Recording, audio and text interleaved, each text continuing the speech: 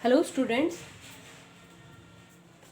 now we will do the next topic of the chapter number 8 gravitation and the topic names is gravitational potential energy. ठीक है students, आपने previous chapter में potential energy का concept study किया होगा. ठीक है,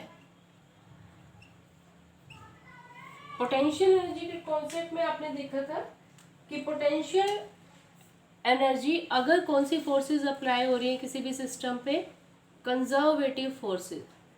कैसी फोर्सेस अप्लाई हो रही है? कंजर्वेटिव फोर्सेस अप्लाई हो रही हैं. ठीक है, तो कंजर्वेटिव फोर्सेस के केस में क्या होता है कि जो चेंज इन पोटेंशियल एनर्जी है, चेंज इन पोटेंशियल एनर्जी जो है हमारे पास, वो क्या होता है? Negative of work done by internal force. ठीक है, negative of work done by internal force. कौन सा फोर्स की बात हो रही है यहाँ पे? तो यहाँ बात हो रही है कंजर्वेटिव फोर्स के बारे में. ठीक है, किसके बारे में बात हो रही है? कंजर्वेटिव फोर्सेस के बारे में. सही है. सपोज हमारे पास ये कोई फिक्स्ड एंड है. ठीक है, इससे स्प्रिंग कनेक्टेड है और इससे हमने ये ब्लॉक कनेक्ट कर दिया. सही है, ये सपोज पोजीशन थी x इक्वल्स टू 0. तो अगर ये ब्लॉक सपोज किसी टेबल पे प्लेस्ड है, ठीक, सही है, तो अगर ये सरफेस को हम कैसा कंसीडर कर लें? फ्रिक्शन लेस सरफेस कंसीडर कर लें. सही है, कैसा सरफेस कंसीडर कर लें? फ्रिक्शन लेस सरफेस कंसीडर कर लिया.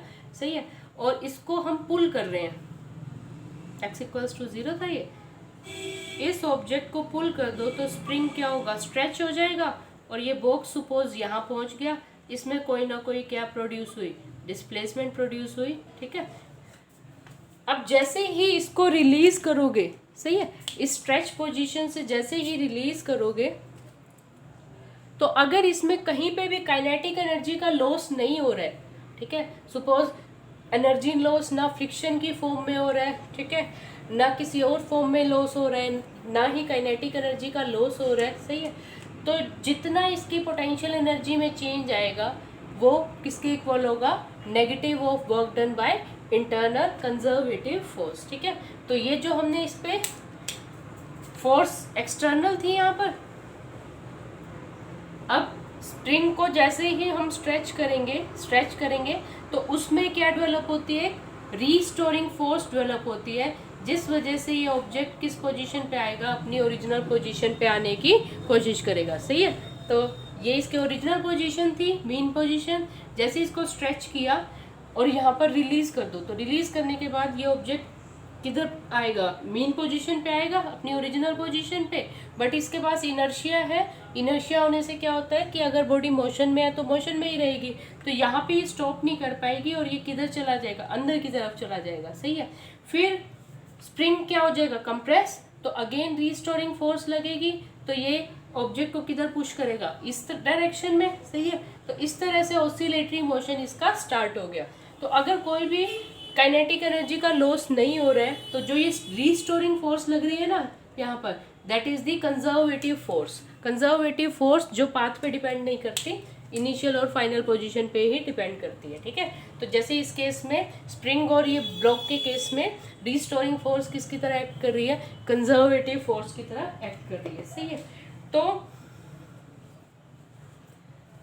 सिमिलरली हम अर्थ का केस अगर देखें, सपोज ये ग्राउंड सरफेस है,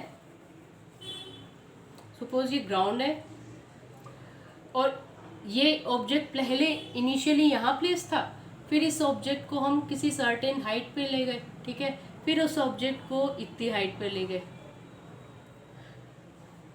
ठीक है, तो जो ग्रेविटेशनल फोर्स यहाँ लग रही है, ग्रेविटेशनल फोर्स जो लग रही है वो कौन सी फोर्स है? Conservative force. ठीक है, कौन सी फोर्स है हमारी? Conservative force. तो जो भी मैंने इक्वेशन लिखी थी वो किसके लिए लिखी थी? कंजर्वेटिव फोर्स के लिए लिखी थी. और क्या इक्वेशन मैंने लिखी थी कि change in potential energy, potential energy को यू सिंबल से डिनोट करते हैं, change, del is showing the indicating the change here. So change in u is potential energy. Change in potential energy is negative of work done by, देखो अभी मैंने क्या लिखा था, that change in potential energy is equals to negative of work done by internal forces. ठीक है, work done by internal forces, सही है। तो यहाँ पे देखो बॉडी की पोटेंशियल एनर्जी चेंज हो रही है, ठीक है।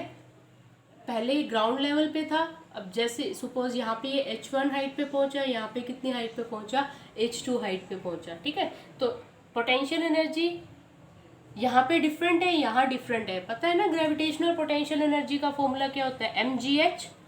तो हाइट, ये किसका फॉर्मूला है, ग्रेविटेशनल पोटेंशियल एनर्जी। तो ग्रेविटेशनल पोटेंशियल एनर्जी कितना होता है, mgh, सही है। तो अगर ऑब्जेक्ट कितने मास का ले लिया हमने, सपोज m मास का ले लिया, सही है, सेम ऑब्जेक्ट है बट डिफरेंट हाइट पे प्रेजेंट है, तो उसकी potential energy due to gravitation will be different, सही है। तो जितना चेंज आ रहा है इसकी पोटेंशियल एनर्जी में ड्यू टू हाइट, वो किसके इक्वल होगा, negative of work done by internal forces, ठीक है। ये वर्क एंड एनर्जी चैप्टर में आप कर चुके हैं, that change in potential energy is negative of work done by internal forces, ठीक है। यहाँ पे इंटरनल फोर्सेस किसको रेफर कर रहे हैं, इंटरनल फोर्सेस रेफर कर रहे हैं कंजर्वेटिव फोर्सेस को। तो यहाँ पे इस केस में जब ऑब्जेक्ट को हम कुछ ना कुछ हाइट पर लेकर जा रहे हैं, तो कौन हो गया, इंटरनल फोर्स का रोल कौन प्ले करेगा, gravitational force. Gravitational force is the internal force here, सही है। तो यही ग्रेविटेशनल पोटेंशियल एनर्जी का एक तो ये फॉर्मूला है mgh, सही है। और इसी को एक another formula gravitational potential energy का हम फाइंड आउट करेंगे। तो ये आपको याद रखना है, that change in potential energy is negative of work done by internal forces, ठीक है। तो पोटेंशियल एनर्जी चेंज को कैसे लिखो, final potential energy minus initial potential energy.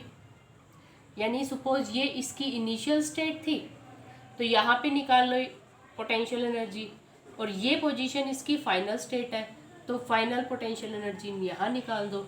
तो कितना चेंज आया यहाँ से यहाँ तक जाने में, पोटेंशियल एनर्जी में चेंज आया, तो कितना चेंज आया होगा, that is equals to negative symbol put करोगे, work done by internal forces, ठीक है, work done by internal forces. तो वर्क डन का क्या फॉर्मूला होता है, F.dr, ठीक है। स्मॉल डिस्प्लेसमेंट, सपोज हमने इस स्मॉल डिस्प्लेसमेंट अगर देते हैं तो negative of work done by internal forces, तो वर्क डन को क्या लिख देंगे, सपोज डिस्प्लेसमेंट कितना दिया हमने, dr डिस्प्लेसमेंट, और अगर इसको किसी इनिशियल से फाइनल पॉइंट पे लेके जाना है तो इंटीग्रेट कर देंगे from initial to final point, सही है।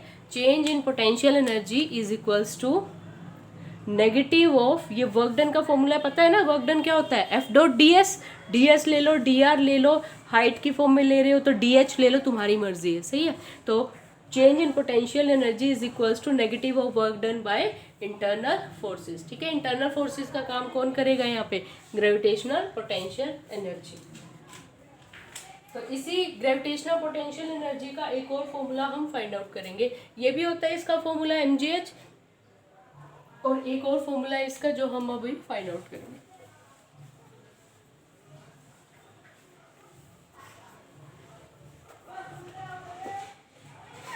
यस, तो ग्रेविटेशनल पोटेंशियल एनर्जी, सही है। और अभी मैंने बताया that change in potential energy, ये याद रखना, change in potential energy is negative of work done by internal forces. ये work done by internal forces, ये क्या है, चेंज इन पोटेंशियल एनर्जी, ठीक है। तो इसका फॉर्मूला हमें फाइंड आउट करना है। तो हम क्या करते हैं कि सपोज ये एक कोई ऑब्जेक्ट ले लो, कितने मास का, m1 मास का, ये किसी पॉइंट पे प्लेस है, सही है। अब ये इसका मीनिंग ये नहीं है कि ऑब्जेक्ट सिर्फ डॉट के साइज का है, ऑब्जेक्ट कितना भी बड़ा हो सकता है, ठीक है। बट ग्रेविटेशनल फोर्स में हम ऑब्जेक्ट को जैसे ये लार्ज साइज ऑब्जेक्ट है, इसको हम पॉइंट के फॉर्म में भी क्या कर सकते हैं, शो कर सकते हैं। ठीक है, यानी सारा मास इसके कोई ना कोई सेंटर ऑफ मास होगा, तो सेंटर ऑफ मास पे कंसेंट्रेटेड है, उस सेंटर ऑफ मास को हमने शो कर दिया। सही है।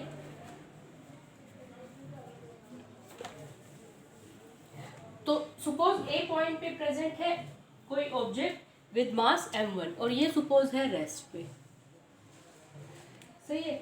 अब हमारे पास एक अनदर ऑब्जेक्ट है जिसको हमें क्या करना है, एक पॉइंट से दूसरे पॉइंट पे मूव करवाना है। सही है।